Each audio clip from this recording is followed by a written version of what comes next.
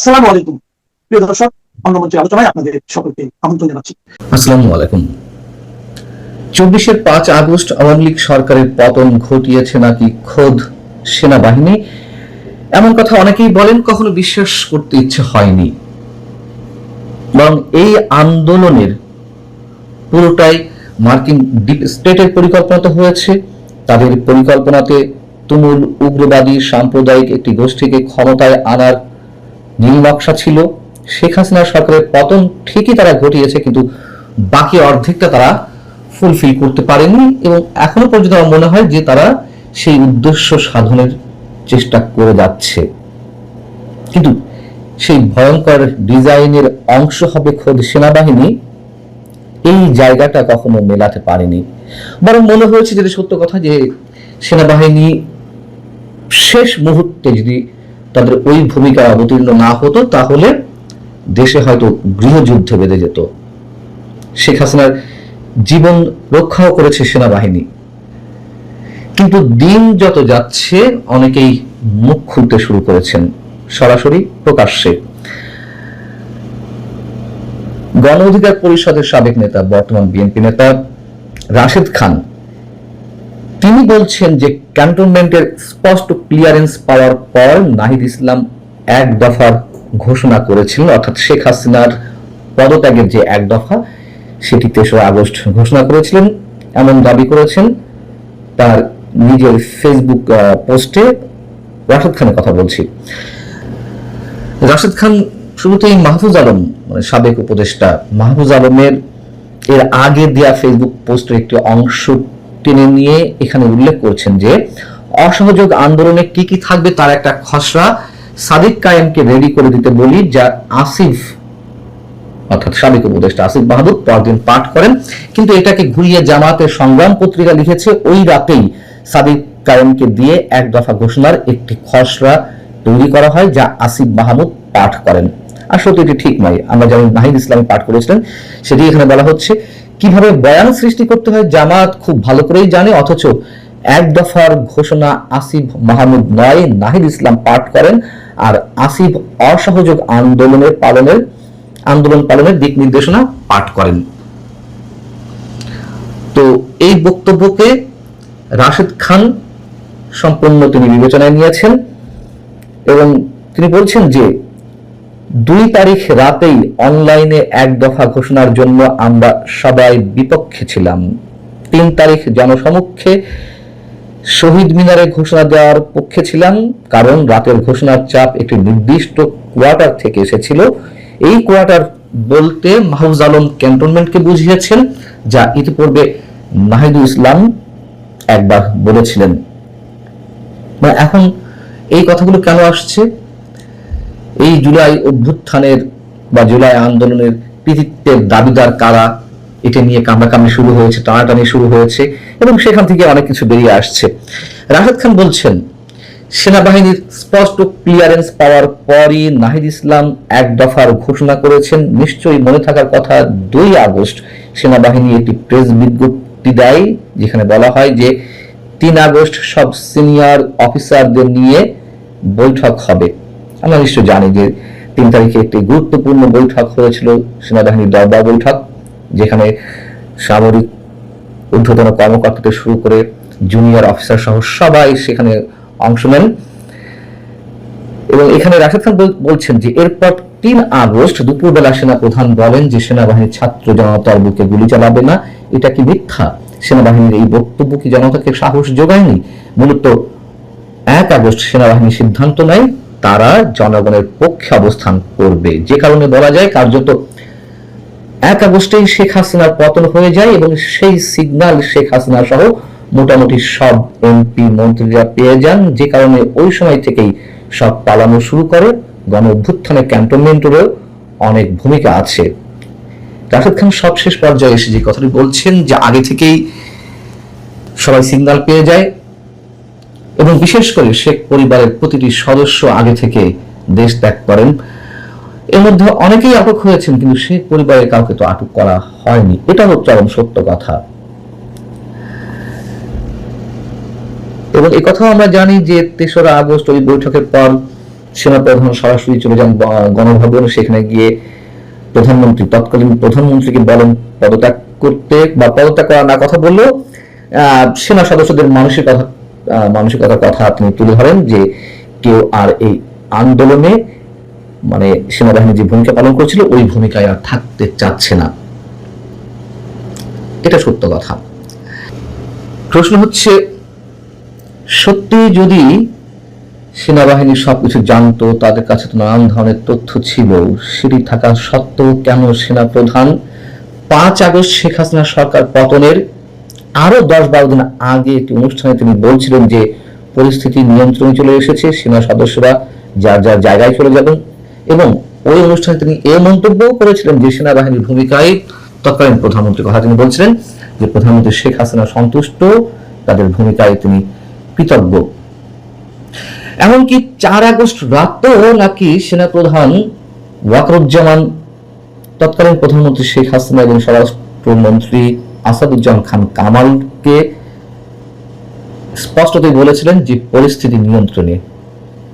কয়েক ঘন্টা পর যখন শেখ হাসিনা সরকারের পতন ঘটতে যাচ্ছে, ঠিক সেই মুহূর্তেও তিনি এই মন্তব্য করেছিলেন নাকি। এমনকি ভারতের অন্যতম একটি গণমাধ্যম নর্থ ইস্ট নিউজে গত এপ্রিলে জুলাই আন্দোলন নিয়ে ধারাবাহিকভাবে কয়েকটি রিপোর্ট প্রকাশিত হয়েছিল। তার একটি শিরোনাম ছিল late night teleconference on August 4, 2024 এবং Bangladesh army general sealed Sheikh Hasina's fate. অর্থাৎ 4 আগস্ট রাতেই শেখ হাসিনার ভাগ্য নির্ধারিত হয়ে যায়। মানে তিনি যদি জেনে থাকেন যে 5 আগস্ট শেখ হাসিনার সরকারের সময় ফুরিয়ে আসছে, কেন তিনি ওই সময় ওই মুহূর্তেই কয়েক ঘন্টা মাত্র আগে বলছেন যে পরিস্থিতি পুরোপুরি নিয়ন্ত্রণে। নর্থ ইস্ট নিউজ ওই সময় ওই প্রতিবেদনে আরো বেশ কিছু তথ্য দিয়েছিল এর আগের। সেখানে বলা হচ্ছিল যে 2024 জুন সেনাপ্রধান হিসেবে দায়িত্ব গ্রহণের পর জেনারেল ওয়াকারুজ্জামান প্রথম দিকে সেনাবাহিনীর চেইন অব কমান্ডের উপর পূর্ণ নিয়ন্ত্রণ প্রতিষ্ঠা করতে হিমশিম খাচ্ছিলেন।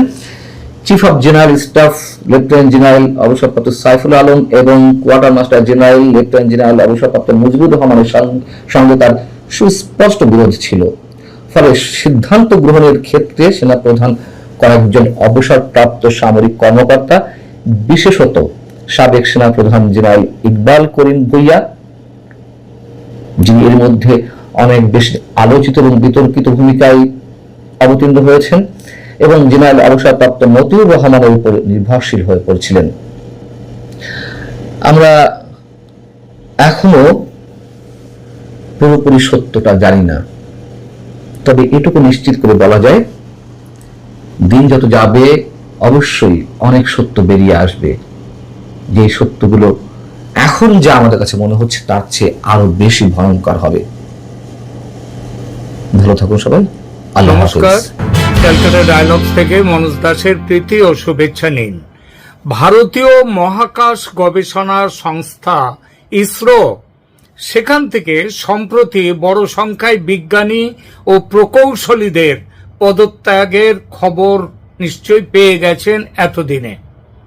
গত কয়েক মাসে ইসরোর বিভিন্ন কেন্দ্র থেকে প্রায় 100 থেকে 120 জন বিজ্ঞানী ও প্রযুক্তিবিদ পদত্যাগ করেছেন বা স্বেচ্ছা অবসরের আবেদন করেছেন।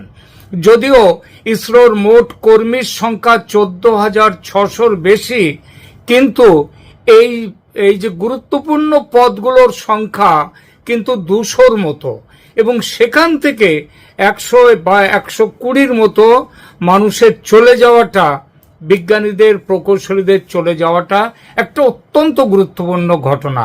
কারণ এর মধ্যে অনেক কর্মী এমন আছেন যারা গগনযানের মতো দেশের অত্যন্ত গুরুত্বপূর্ণ ও কৌশলগত মিশনে নিযুক্ত ছিলেন। সুতরাং এই চলে যাওয়া নিঃসন্দেহে ভারতের মহাকাশ গবেষণা, যা অন্তত দ্রুত গতিতে সামনে এগিয়ে যাচ্ছিল, অত্যন্ত দ্রুত গতিতে, এবং সারা পৃথিবীর নজর কাড়ছিল, সেই ক্ষেত্রটি ক্ষতিগ্রস্ত করল খুব বড়ভাবে। আর এখানেই উঠে আসছে সন্দেহ, এই পরিস্থিতি তৈরি হওয়ার পেছনে কি দেশের সরকারের তরফ থেকে কোনো অবহেলা আছে, কি নাকি বিদেশি শক্তির হাত আছে, যাকে অন্তর্ঘাত বলে, যারা ভারতের এই এগিয়ে চলাকে পছন্দ করছে না। একটা ঘটনার উল্লেখ করছি। ভারতের চন্দ্র অভিযানকে কটাক্ষ করে আমেরিকার এক বিখ্যাত পত্রিকা কার্টুন দিয়েছিল গরুর গাড়িতে করে চন্দ্রযান নিয়ে যাওয়া হচ্ছে। আর এই কটাক্ষ যে সে শুধু বিদেশি শক্তিরাই করে তা নয়, দেশের ভেতরের মানুষও, তাদেরও কেউ কেউ আছেন যারা এগুলো করেন। যেমন ভারতের কমিউনিস্টরা ভারতের এই যে চন্দ্রযান, সেই চন্দ্রায়নের বিরোধিতা করে বলেছিল চাঁদে যান পাঠিয়ে এত টাকা শ্রাদ্ধ না করে দেশের গরিব লোকের রুটি কাপড়া আর মকান দেয়া যেত। এইসব গরিব ভক্তরা ভুলিয়ে দিতে চায় যে নতুন ভারতের খুব বড় একটা গর্ব আর অহংকারের জায়গা হলো এই চন্দ্র অভিযান, ভারতের মহাকাশ অভিযান। কি সেই অহংকার? খুব ছোট করে বলি। গত কয়েক বছরে ভারতীয় মহাকাশ গবেষণা সংস্থা অবিশ্বাস্য সব সাফল্যের স্বাক্ষর রেখেছে। বিশেষ করে 2023 থেকে 2026 সালের এই সময়কালটি ইসরোর জন্য অত্যন্ত ঘটনাবহুল এবং মাইল ফলক অর্জনের সময়। নিচে কয়েকটা ঘটনা কেবল এখন আমি সংক্ষেপে আপনাদের সামনে তুলে ধরছি। প্রথমত চন্দ্রযান 3, 2023 সালের 23শে আগস্ট চন্দ্রযান 3-এর সফল অবতরণ ছিল ইসরোর সাম্প্রতিকতম সবচেয়ে বড় সাফল্য। এর মাধ্যমে ভারত বিশ্বের প্রথম দেশ হিসেবে চাঁদের দক্ষিণ মেরুর কাছে সফট ল্যান্ডিং করতে সক্ষম হয়। এই মিশনের মাধ্যমে চাঁদের মাটিতে সালফারের উপস্থিতি নিশ্চিত করা সম্ভব হয় এবং সেটা করে ভারত। দ্বিতীয়ত সূর্যের প্রতি মিশন আদিত্য L1, 2023 সালে উৎক্ষেপিত ভারতের প্রথম সূর্য পর্যবেক্ষণকারী মহাকাশযান আদিত্য L1 2024 সালের জানুয়ারিতে সফলভাবে সূর্যের ল্যাগ্রেঞ্জ পয়েন্ট 1 সেখানে মানে যেটা লেভেল 1.1 L1 তার নির্ধারিত হ্যালো কক্ষপথে ভারতের আদিত্য পৌঁছে যায়। এটি সূর্য ও পৃথিবীর সম্পর্কের গভীর গবেষণার নতুন দ্বার উন্মোচন করেছে। তৃতীয়ত স্প্যাডেক্স মিশন, মহাকাশ গবেষণায় ভারতের সক্ষমতার একটা বড় প্রমাণ হলো স্প্যাডেক্স মিশন। এর মাধ্যমে ইসরো মহাকাশে 2টি উপগ্রহের স্বয়ংক্রিয়ভাবে মিলিত করেছিল এবং আলাদা হওয়ার প্রযুক্তিও সেটা সফলভাবে দেখায় ভারতের এই স্প্যাডেক্স। এটি ভবিষ্যতে ভারতের নিজস্ব মহাকাশ স্টেশন তৈরির পথে একটি বড় ধাপ। চতুর্থত নিসার মিশন, 2025 সালের জুলাই মাসে ইসরো এবং নাসার যৌথ উদ্যোগে নিসার মিশন উৎক্ষেপণ করা হয়। এটি হলো বিশ্বের প্রথম ডুয়াল ফ্রিকোয়েন্সি SAR উপগ্রহ, যা পৃথিবী পর্যবেক্ষণ ও প্রাকৃতিক দুর্যোগ মোকাবিলায় গুরুত্বপূর্ণ তথ্য দিয়ে যাচ্ছে। পঞ্চমত প্রযুক্তিগত অগ্রগতি ও নতুন মাইল ফলক, ভারী যান উৎক্ষেপণ ভারত করেছে LVM-3 রকেটের মাধ্যমে। ভারত এখন অনেক বেশি ওজনের উপগ্রহ মহাকাশে পাঠাতে সক্ষম। এছাড়া পুনরায় ব্যবহারযোগ্য যে রকেট প্রযুক্তি, যেটাকে RLV প্রজেক্ট বলে, ইসরো সেটা ধারাবাহিকভাবে এই রকেটের পরীক্ষা চালিয়ে যাচ্ছে, যা ভবিষ্যতে মহাকাশ গবেষণার খরচ অনেকাংশে কমিয়ে নিয়ে আসবে। এছাড়াও ক্রায়োজেনিক ইঞ্জিন ও জ্বালানি, যেটাকে CE-20 ক্রায়োজেনিক ইঞ্জিনের ক্ষমতা বৃদ্ধি এবং নতুন ধরনের জ্বালানি প্রযুক্তির যেমন লাক্স মিথেন ইঞ্জিন সফল পরীক্ষাও চালানো হয়েছে। বেসরকারি খাতের অংশগ্রহণের মাধ্যমে ভারতের মহাকাশ ইকোসিস্টেমে বেসরকারি স্টার্ট আপের সংখ্যা 2014 সালে ছিল একটা, সেখান থেকে 2026 সালের ফেব্রুয়ারিতে এসে এই সংখ্যাটা একটা থেকে বেড়ে 400 ছাড়িয়েছে। কাদের? স্টার্ট আপ, অন্যান্য বেসরকারি উদ্যোগে। যে এই মহাকাশ, ভারতের মহাকাশ খাতকে এই বেসরকারি উদ্যোগ আরো গতিশীল করেছে।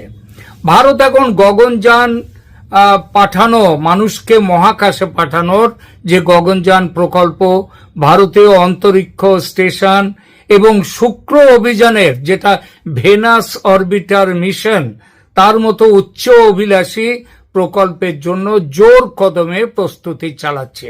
সামগ্রিকভাবে গত কয়েক বছরে ইসরো কেবল মহাকাশ গবেষণায় নতুন নতুন রেকর্ড গড়েনি, বরং প্রযুক্তিগতভাবে আরো আত্মনির্ভরশীল হয়ে উঠেছে। চন্দ্রযান ও সৌর মিশনের সাফল্য ভারতকে বিশ্বের অগ্রগণ্য মহাকাশ শক্তিগুলোর তালিকায় অনেক ওপরের অবস্থানে এনে বসিয়েছে। এমন একটি প্রতিষ্ঠান থেকে যখন গুরুত্বপূর্ণ জায়গায় কর্মরত বিজ্ঞানী ও প্রকৌশলীরা একের পর এক চলে যান, তখন দুশ্চিন্তা হওয়া খুবই স্বাভাবিক। কিন্তু মজাটা কি জানেন? যারা চাঁদে যাওয়া নিয়ে সমালোচনা করেছে তারা এখন আবার সমালোচনা করে বলছে সরকারের ব্যর্থতায় বিজ্ঞানীরা নাকি ইসরো ছেড়ে চলে যাচ্ছে। বলছে সরকারের প্রতি বীতশ্রদ্ধ হয়ে নাকি বিজ্ঞানীদের এই চলে যাওয়া। এই আলোচনায় আমরা দেখব কেন বিজ্ঞানীরা ইসরো ছাড়ছেন। এটা কি সরকারের অবহেলা, সরকারের ব্যর্থতা, নাকি এর পেছনে কোনো অন্তর্ঘাত আছে? কেন বিজ্ঞানীরা ইসরো ছাড়ছেন তার প্রধান কারণ খুঁজতে গিয়ে দেখা গেছে বেসরকারি খাতের একটা বড় আকর্ষণ এর একটা বড় কারণ।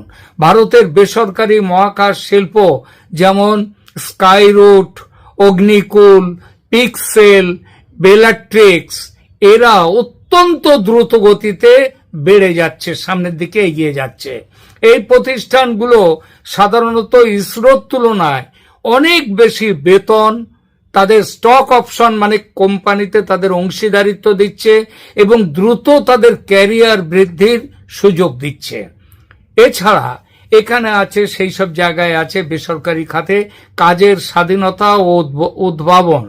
ইসরো একটা বড় সরকারি সংস্থা হওয়ায় সেখানে প্রশাসনিক নিয়ম কানুন, আমলাতান্ত্রিক জটিলতা এগুলো খুব বেশি।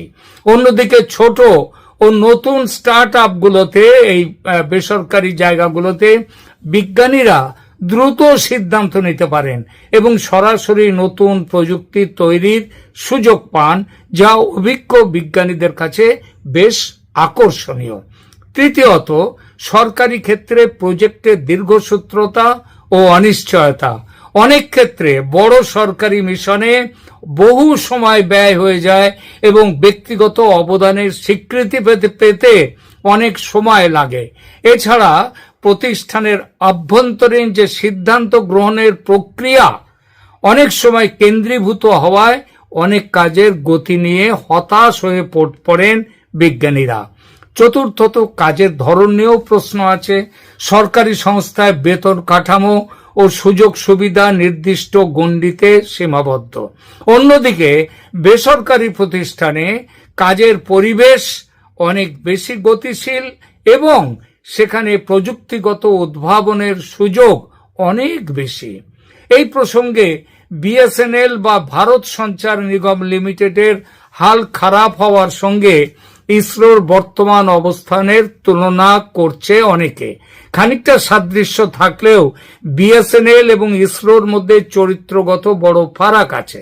বিএসএনএল হলো সার্ভিস প্রোভাইডার আর ইসরো হলো বৈজ্ঞানিক গবেষণার ক্ষেত্র। বিএসএনএল এর ক্ষেত্রে বিষয়টা ছিল সরাসরি প্রতিযোগিতার মুখে বাজার হারিয়ে ফেলা, কিন্তু মহাকাশ গবেষণার ক্ষেত্রে ইসরো তার আধিপত্য কিন্তু হারায়নি। উল্টো ইসরো তৈরি করা দক্ষ জনবল বিজ্ঞানীরাই এখন বেসরকারি কোম্পানিগুলোতে গিয়ে ভারতের মহাকাশ ইকোসিস্টেমকে শক্তিশালী করছে। বিশেষজ্ঞরা তাই এটাকে ব্রেন ড্রেন বা মেধা পাচার হিসেবে বলছেন না, বলছেন প্রতিভার পুনর্বন্টন মানে রিডিস্ট্রিবিউশন অফ ট্যালেন্ট।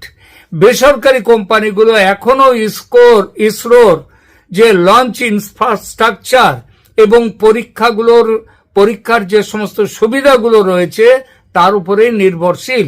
অর্থাৎ বেসরকারি সংস্থাগুলো ইসরোর বিকল্প নয়, বরং ইসরোর কাজের পরিধি বাড়ানোর সহযোগী।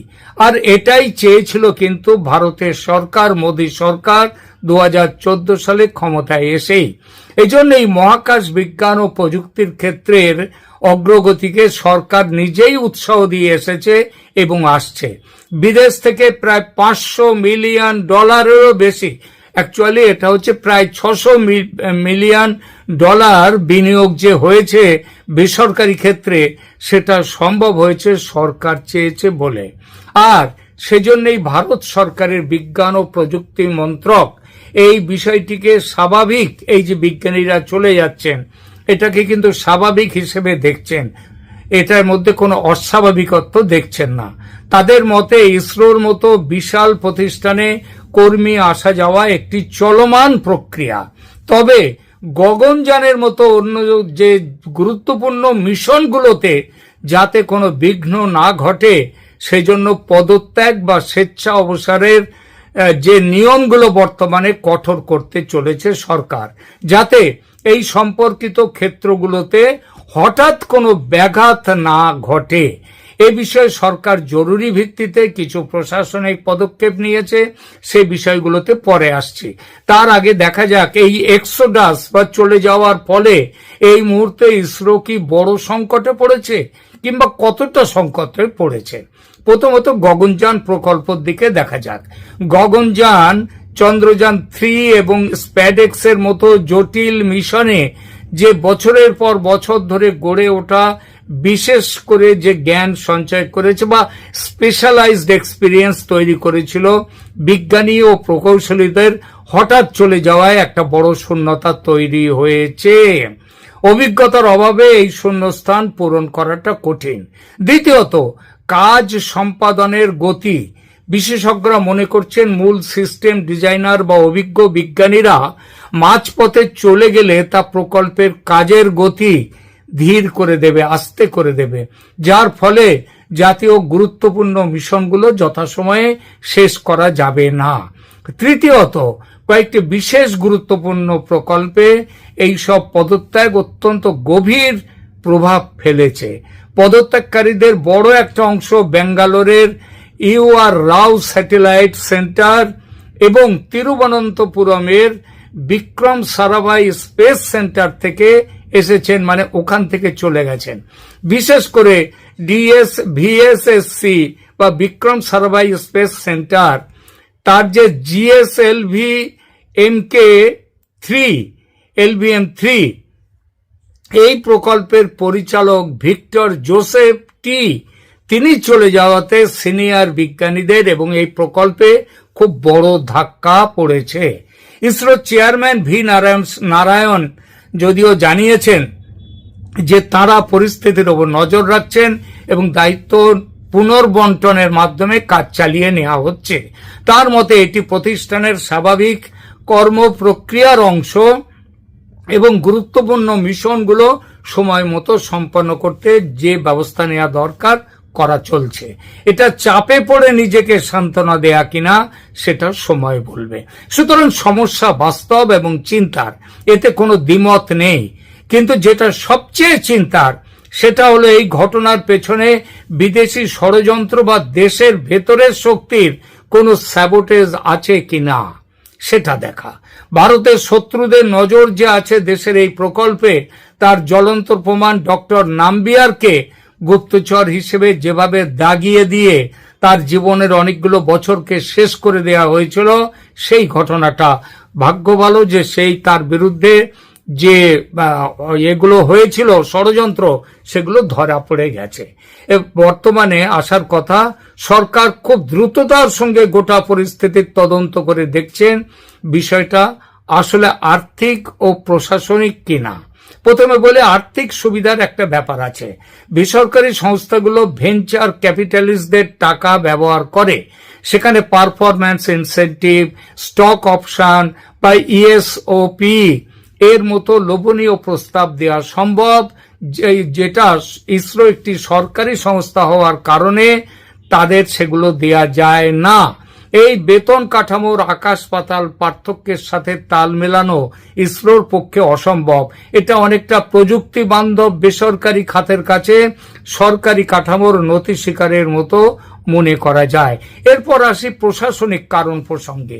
যে কোনো সরকারি প্রতিষ্ঠানে প্রাতিষ্ঠানিক নিয়মেই একটা গয়ঙ্গচ্ছ মনোভাব, ফাইল চালাচালি, দীর্ঘসূত্রতা থাকে, যেটা বৈজ্ঞানিকদের কাজের গতিতে ব্যাঘাত তৈরি করে। এই নিয়ে বহু অভিযোগ, পাল্টা অভিযোগের কথা ইতিপূর্বে বহুবার শোনা গেছে। আর বেসরকারি ক্ষেত্রে ওয়ার্ক কালচার হলো ডু ইট নাও। বিজ্ঞানী ও প্রকৌশলীদের উচ্চপদ থেকে এক্সোডাসের মূলে এই প্রশাসনিক ঘটনার ব্যাপারের কোনো অবদানটা কিন্তু কম নয় বলে মনে করা হচ্ছে। এবার আসি এই পরিস্থিতি থেকে উদ্ধার পেতে ভারত সরকার কি ব্যবস্থা নিতে চলেছেন। পরিস্থিতি সামাল দিতে এবং প্রকল্পগুলোর ধারাবাহিকতা বজায় রাখতে ভারত সরকারের মহাকাশ বিভাগ তারা কিছু কঠোর পদক্ষেপ ইতিমধ্যে নিয়েছে। আগেই একটু তা বলেছে। পদত্যাগ প্রক্রিয়া নিয়ন্ত্রণ করছে। এখন 14 জুলাই 2026 নতুন নির্দেশিকা অনুযায়ী গগনযান বা অন্য কোনো কৌশলগত গুরুত্বপূর্ণ মিশনের সাথে যুক্ত গ্রুপ এ স্তরের বিজ্ঞানী বা প্রকৌশলীরা চাইলেই এখন আর চলে যেতে পারবেন না। কেন্দ্রীভূত অনুমোদন চাই। আগে কেন্দ্র পরিচালকদের কাছে পদত্যাগ অনুমোদনের ক্ষমতা থাকতো, এখন সেই ক্ষমতা প্রত্যাহার করে নেওয়া হয়েছে। এখন প্রতিটি আবেদন সরাসরি সরকারের মহাকাশ বিভাগে পাঠাতে হবে, যা কেবল মিশন সম্পন্ন হওয়ার পরেই বিবেচিত হতে পারে। যদিও এই কঠোর নিয়মগুলো নিয়ে সাময়িকভাবে মিশনে কর্মীদের ধরে রাখা সম্ভব, তবুও সরকার এটাও মনে করে যে কেবল প্রশাসনিক বাধা দিয়ে মেধাবী কর্মীদের দীর্ঘমেয়াদে আটকে রাখা কঠিন হতে পারে। সরাসরি বেতন কাঠামো এবং কাজের পরিবেশের সাথে বেসরকারি খাতের প্রতিযোগিতার বিষয়টিকে গুরুত্ব না দিলে এটি ভবিষ্যতে নিয়োগ এবং প্রতিষ্ঠানের ভেতরে কর্মীদের মনোবল বজায় রাখার ক্ষেত্রে চ্যালেঞ্জ তৈরি করতে পারে। ফলে সেই বিষয়ে কি করা যায় সেটা গুরুত্ব দিয়ে ভাবছে সরকার। সরকার বর্তমানে প্রকল্পগুলোর সুরক্ষার জন্য কঠোর অবস্থানে থাকলেও দীর্ঘমেয়াদে ইসরোকে তাদের মেধাবী কর্মীদের ধরে রাখার জন্য সাংগঠনিক ও নেতৃত্বের ক্ষেত্রে নতুন কৌশলের কথা ভাবা হচ্ছে। বিশেষ বেতন কাঠামো দেয়া, কর্মক্ষেত্রে আরো স্বাধীনতা দেয়া, এই ব্যবস্থার মধ্যে আছে। এগুলো চিন্তা করছে সরকার। সরকার বুঝেছে রাষ্ট্র বনাম বাজারের এই দ্বন্দ্বে টিকে থাকতে গেলে সরকারকেও ফ্লেক্সিবল হতে হবে। এই গুরুত্বপূর্ণ মিশনগুলোতে যে প্রভাব পড়েছে বলেছি, গগনযানে পড়েছে। এবার আসা যাক সমস্যা নিরসনে সরকার কি করতে চলেছে সেই বিষয়টিতে। এই পরিস্থিতি নিয়ন্ত্রণে ভারত সরকারের মহাকাশ বিভাগ বলেছি যে তারা এইখানে 14 জুলাই থেকে কেউ যদি চলে যেতে চায় কিংবা অবসর নিতে চায়, স্বেচ্ছা অবসর, সেসবগুলো নিতে পারবে না। এখন সেটা এখন কেন্দ্রের উপরে চলে গেছে। এছাড়া এই বিপদ সংকেত থেকে উত্তরণের জন্য পাবলিক প্রাইভেট পার্টনারশিপ মডেলের কথা ভাবা হচ্ছে। সেটা কি রকম একটু বলি। ইসরো বেসরকারি সংস্থাগুলোর মধ্যে কর্মীদের দেয়া নেয়া মানে আদান প্রদান বা ডেপুটেশন ব্যবস্থা চালু করা। বিজ্ঞানীরা যাতে কিছু সময়ের জন্য বেসরকারি সংস্থায় কাজ করে আবার ইসরোর বৃহৎ মিশনে ফিরে আসতে পারেন, সেই ব্যবস্থা করলে মেধার অপচয় হবে না। এছাড়া কর্মীদের স্বীকৃতির নতুন মানদণ্ড তৈরি হবে। শুধু বেতন নয়, সরকারি বিজ্ঞানীদের জন্য বিশেষ ইনসেন্টিভ, তাদের কাজের প্রেক্ষিতে দ্রুত প্রমোশন বা মিশনের সাফল্যের জন্য বিশেষ বোনাস দেওয়ার কথা ভাবা হচ্ছে। তৃতীয়ত, কাজের পরিবেশ আধুনিকায়ন করা হচ্ছে। সিদ্ধান্ত নেওয়ার ক্ষমতার বিকেন্দ্রীকরণ করা, যাতে সর্বময় কর্তার অনুমতি পাওয়ার জন্য হাপিত্তেশ করে বসে থাকতে না হয় বিজ্ঞানীদের। আলোচনার উপসংহার টানি এবার। মহাকাশ গবেষণায় সরকার এবং বেসরকারি ক্ষেত্রের সম্পর্ক প্রতিযোগীর নয়, সহযোগীর। প্রতিযোগিতা যেটা থাকবে সেটা উদ্ভাবনের ক্ষেত্রে, বেসরকারি ক্ষেত্রের উন্নতি, দেশের দীর্ঘমেয়াদী স্বার্থে। এটা করতে গিয়ে ইকোসিস্টেম তৈরির কৌশলগত ভুল যে আগে ছিল, হয়েছে, সেটাকে অস্বীকার করছে না। মনে রাখতে হবে, ভারত সরকার বেসরকারি মহাকাশ শিল্পকে উৎসাহ দিয়েছে মূলত ইসরোর কাজের বোঝা কমানোর জন্য এবং মহাকাশ অর্থনীতিকে শত বিলিয়ন ডলারের শিল্পে পরিণত করার জন্য। কিন্তু এখানে একটা স্ট্রাকচারাল গ্যাপ তৈরি হয়েছে। সরকার বেসরকারি কোম্পানিগুলোকে ইনসেন্টিভ দিয়েছে, কিন্তু সমান্তরালভাবে সরকারি বিজ্ঞানীদের জন্য কোনো রিটেনশন পলিসি বা বেতন কাঠামো পুনর্বিন্যাস করেনি। ফলে বেসরকারি সংস্থাগুলোর কাছে ইসরোর ট্রেন্ড বিজ্ঞানীরা রেডিমেড রিসোর্স হিসেবে চলে যাচ্ছেন, তাদের কাছে ধরা দিচ্ছেন। সরকার এই জায়গাটার দিকে নজর দিলেই সমস্যা অনেকটাই চলে যাবে, আর সে নজর খুব দ্রুততার সঙ্গেই দিয়েছে সরকার। চিন্তার কারণ নেই, এই আশা করাই যায়। প্রিয় দর্শক, কেমন লাগলো আমাদের আজকের এই প্রতিবেদন? কমেন্ট করে জানান, লাইক দিন, শেয়ার করুন এবং অতি অবশ্যই সাবস্ক্রাইব করে পাশে থাকুন। ধন্যবাদ।